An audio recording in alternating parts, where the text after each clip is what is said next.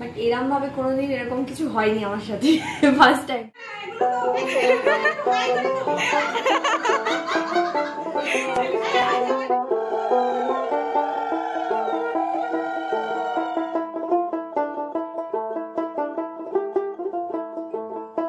Hello বন্ধুরা, আমাদের চ্যানেলের নতুন একটা ভিডিওতে তোমাদের অনেক অনেক ওয়েলকাম। দিনটা ছিল খুব গুরুত্বপূর্ণ একটা দিন আমার জীবনে, আমাদের বাড়ির সকলের জীবনে। আর এই যে জুঁই ফুলের মালাটা দেখছো, এটা উৎসব এনে দিয়েছিল আজকে স্পেশাল দিনে আমার মাথায় পড়ার জন্য। জানি এখন সময়টা আমাদের সবার কাছেই খুব দুর্বিষহ, এমন এমন কিছু ঘটনা আমাদের চারপাশে ঘটছে যা আমরা সহজেই কেউ মেনে নিতে পারবো না। ভিডিওটা এডিট করে আপলোড করতে করতে প্রায় 2-3 দিন সময় লেগে গেল, কিন্তু কিছু করার নেই। ভিডিওটা হয়েছিল আর আমার জীবনের এমন একটা গুরুত্বপূর্ণ দিন যে শেয়ার করতেই হলো। তোমাদের সাথে সবকিছু যেহেতু শেয়ার করি সেই জন্যই। অন্যদিন অনেক তাড়াতাড়ি আমাদের রান্নাবান্না হয়ে যায় বাড়ির, বাট আজকে যেহেতু একটু স্পেশাল রান্নাবান্না, লোকজন আসবে অনেকটা রান্নাবান্না, যার জন্য এত বেলা হয়ে গেছে। এখন বাজে 2টো আর এখনও আমাদের রান্নার প্রসেসিং চলছে। Mutton marinate. আমার গলা দিয়ে একদম আওয়াজই বেরোচ্ছে না, আমি যে কথা বলবো।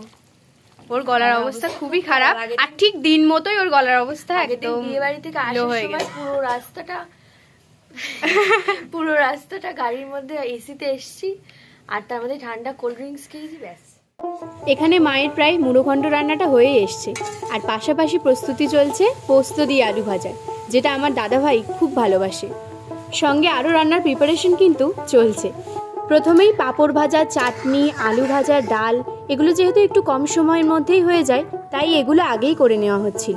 আর মাংস আর মাছ হতে যেহেতু একটু সময় লাগে তাই এটা লাস্টেই হচ্ছিল। তাহলে এবার তোমাদের সবার সাথে রাতের মেনুটা শেয়ার করাই যেতে পারে।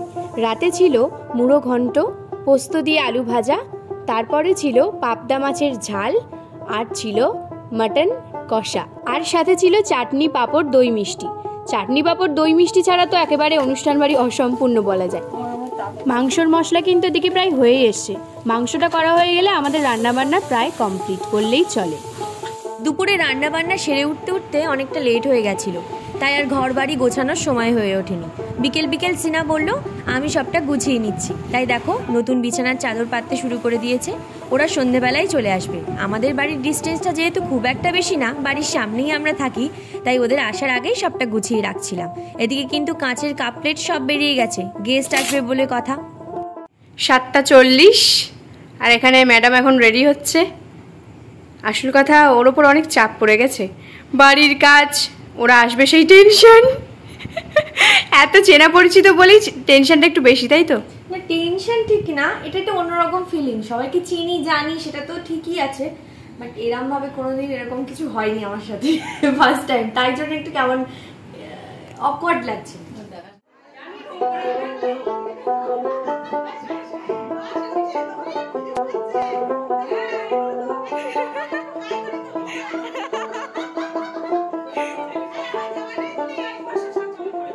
সবাই কিন্তু এসে পড়েছে, তাই এদিকে আমার পিসি মানে মনি এখানে বসে পড়েছে পকোড়া ভাজতে। সবাই আসলে গরম গরম ভাজা হবে বলেই আগে থেকে ভেজে রাখা হয়নি। আর আমার তদারকি কিন্তু চলতেই আছে, আমি একটু এরকমই।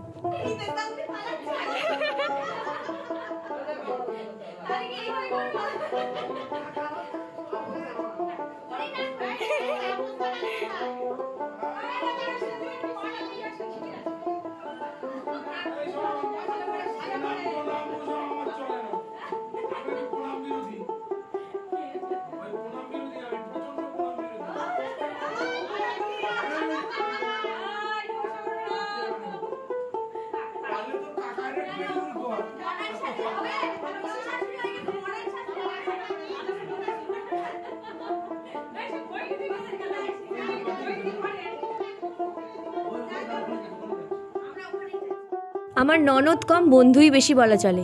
একই পাড়ায় যেহেতু ছোট থেকে একসাথে বড় হয়েছি, তাই প্রণামটা ঠিক একটা হয়ে উঠলো না। কোলাকুলি দিয়েই নিজেদের মধ্যে সংযোগটা বাড়িয়ে নিলাম। এই যে আজকে এফোর্ট দিয়ে সেজে এসছে। শ্বশুর বাড়ি বলবো না, ওটা হচ্ছে আমার আরেকটা বাড়িই বলা চলে। কারণ ছোট থেকে সবাইকে দেখছি, সবাই আমাকে দেখেছে বড় হতে, তাই ওদের সাথে আমার সম্পর্কটা একদমই অন্যরকম। পকোড়াটা ভাজতে একটু লেটই হয়ে গেছিল, আমরা বুঝে উঠতে পারিনি যে এতটা সময় লেগে যাবে। তবুও একটু একটু করে চেষ্টা করছিলাম তাড়াতাড়ি করে, ওই জন্য 2টো কড়াইতে বসানো হলো।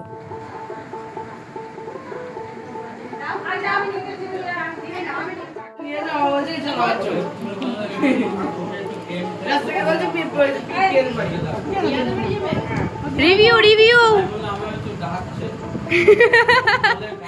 আসলে কোনোদিন আমারও মনে হয়নি যে ওটা দিদি আর শ্বশুরবাড়ি বা অনেক দূরের কোনো সম্পর্ক। ওরা আমাদের পাড়া, প্রতিবেশী, বন্ধুত্ব সবটা মিলিয়েই জড়িয়ে আছে একসাথে। বড়দের মধ্যে আলোচনা পর্ব কিন্তু চলছে বিয়ের ডেট নিয়ে, কোনটা ভালো হবে কোনটা ঠিক হবে সেসব ডিসিশন চলছে। আর এখানে জুম আউট করে আবার সিনা দেখিয়েছে আমরা দুজনও খুব মগ্ন গল্পে।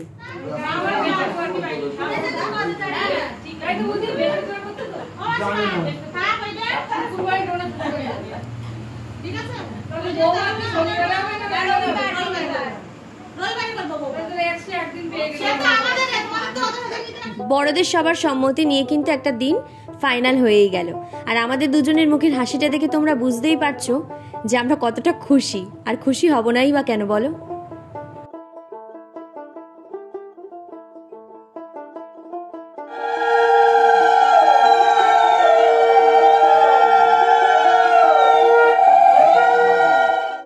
এই দিনটার অপেক্ষায় 10টা বছর দুজনে ওয়েট করেছি।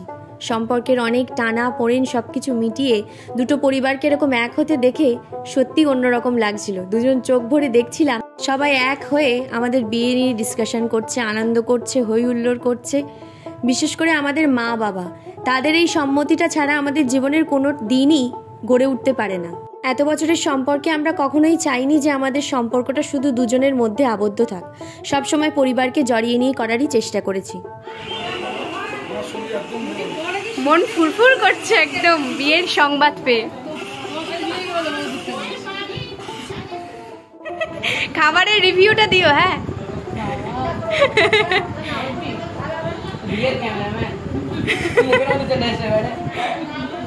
বিয়ের ক্যামেরাম্যান বলে অপমান করবি না, ব্লগার।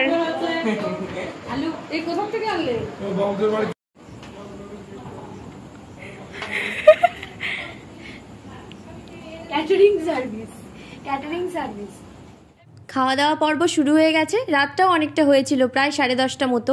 যেহেতু দূরে যারা চলে যাবে তারা সবাই আগেই বসেছিল। আমাকে এখানে নাইটি পরে দেখে কেউ মাইন্ড করো না, কারণ আমি এতটাই এক্সস্টেড হয়ে গিয়েছিলাম শাড়ি পরে। আর আমাদের বাড়িতে সামনাসামনি, ওটা কোনো ব্যাপারই না আমাদের কাছে। আমার শাশুড়ি মাও এই ড্রেসে চলে এসেছিল আর আমিও সেম ড্রেসেই ছিলাম। সব থেকে বড় ব্যাপার, আমরা কেউ কাউকে দূরের বলে ভাবিই না। দেখছো এখানে উৎসবও সবাইকে পরিবেশন করছে। আমরা সবাই মিলে দিনটাকে খুব আনন্দ করেছি। সত্যি আমার জীবনের বেস্ট দিন। এখানে খেতে বসে গেছে আমাদের ছোট্ট ডোডোবাবু। ডোডোবাবুর মুডটা কিন্তু একটু অফ হয়ে গেছিল, কারণ খাবার জন্য তার গেম খেলাটা বন্ধ হয়ে গেছে। তাই আমি চেষ্টা করছিলাম তার মুডটা যদি একটু ঠিক করা যায়। এই ভিডিওটাতে একটা দুঃখের কারণ হলো, সব ভিডিও করার কারণে আমি নিজেই আমার নিজের ফেসটা দেখাতে পারিনি। খাওয়া দাওয়ার সাথে সাথে এখানে গল্পগুজব হচ্ছে। আর একটা কথা তোমাদেরকে বলি, আমার মাকে আমি বলেছিলাম যে এদিন একটা রান্নার লোক রাখলে কেমন হয়। মা প্রথমেই বলল না, আমি কখনো নিজের হাতে রান্না করে ওদেরকে সেভাবে খাওয়াতে পারিনি। তাই আমার ইচ্ছা যে এবারের রান্নাটা আমি নিজেই করব। যেহেতু খুব একটা বেশি লোক না, আমাদের ফ্যামিলির লোকজনই ছিল। বাড়ির মেয়ে আর জামাই বসেছে খেতে।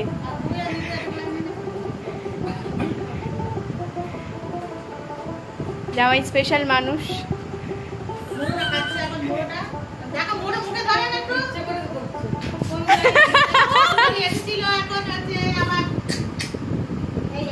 আশা করছি আজকের ভিডিওটা তোমাদের সবার খুব ভালো লেগেছে।